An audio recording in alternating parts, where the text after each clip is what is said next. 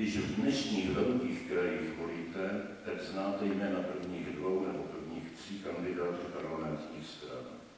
Ti ostatní vám nic neříkají.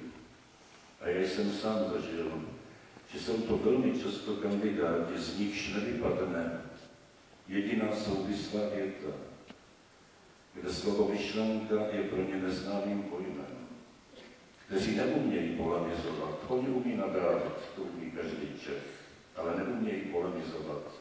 Nedokáží poslouchat argumenty protivníka a kvalifikovaně neodpovídat.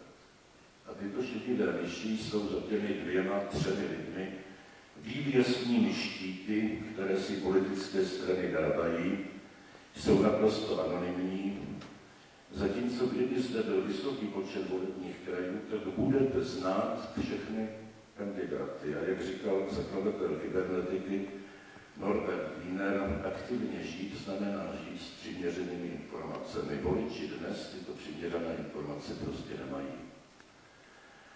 Mimochodem, když jsem u těch vývěsných štítů, někdy za zoufalství sahají politické strany k lidem ze zcela jiné profese, než je politika. Například ke zpěvákům. Neviděl jsem politika, který by soutěžil o Zlatého Slavíka.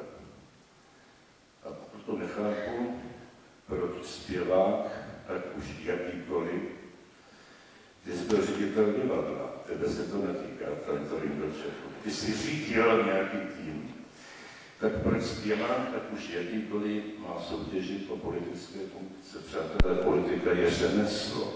Politika je profese jako každá jiná. Tu profesi se musíme naučit nejlépe tím, že stoupáme 20 let po revoluci v žebříčku politických funkcí počínaje tu komunální přes regionální až k té parlamentní.